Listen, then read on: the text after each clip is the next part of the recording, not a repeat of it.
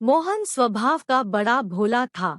वह अपने आसपास जब भी गरीबी और लोगों की तकलीफ को देखता तो बहुत दुखी होता। उसने कहानियों में तो सुना था तपस्या से प्रसन्न होकर ईश्वर वरदान देते हैं।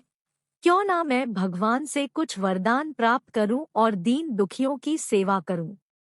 ऐसा विचार कर मोहन पहाड़ों पर चला गया, जहां बेहद सघन वन थे। धूप कभी कभी जमीन को छुपाती थी। ऐसी स्थिति में वह एक कंदरा में बैठ तपस्या में लीन हो गया। तपस्या करते हुए काफी समय व्यतीत हो गया।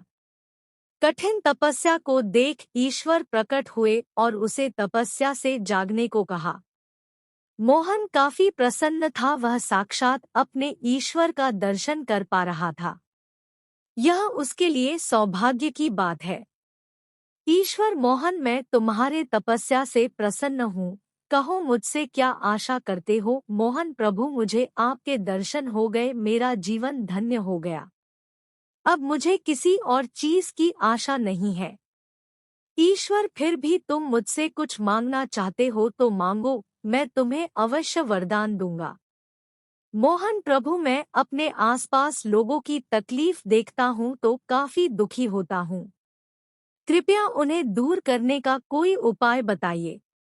ईश्वर ने एक पत्ते से भरा हुआ डाली मोहन को दिया और कहा, यह पत्ते सदा हरे भरे रहेंगे और डाली से कभी कम नहीं होंगे।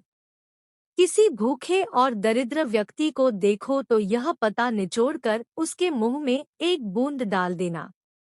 वह बलवान हो जाएगा, उसके दुख तकलीफ तत्काल दूर हो जाएंगी। ऐसा कहते हुए ईश्वर अंतर्ध्यान हो गए। अब मोहन, जो अंततः मनुष्य ठहरा, उसके मन में नए नए विचार उत्पन्न होने लगे। अब मैं गांव जाऊंगा और लोगों को यह सभी आश्चर्यजनक कार्य करके दिखाऊंगा तो मेरा नाम होगा।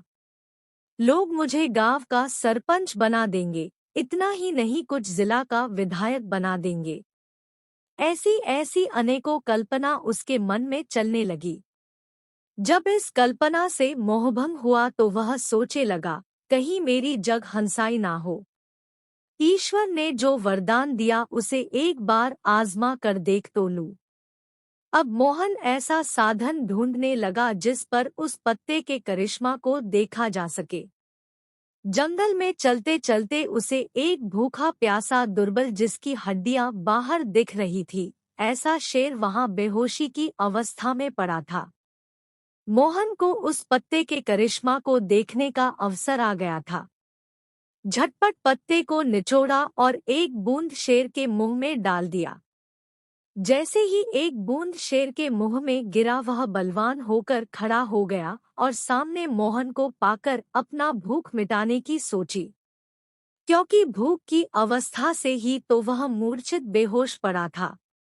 अब कुछ समय में मोहन की जीवन लीला समाप्त हो गई थी। निष्कर्ष, महत्वाकांक्षी लोग क्षणिक स्वार्थ के लिए अपने विवेक खो देते हैं। वह यह भी नहीं सोच पाते कि उनका इस कार्य से अहित हो सकता है। ऐसा ही मोहन के साथ हुआ। उसने शेर को जीवित करने से पूर्व कोई सावधानी नहीं बरती, बल्कि वह अपनी महत्वाकांक्षा के मद में अंधा हो चुका था। उसे यथाशीघ्र खुद को प्रसिद्ध करना था। इस कारण उसके लिए भगवान का वरदान अभिशाप में परिवर्तित हो गया। वीडियो अच्छी लगी तो कमेंट करके जरूर बताएं, लाइक एंड सब्सक्राइब करें।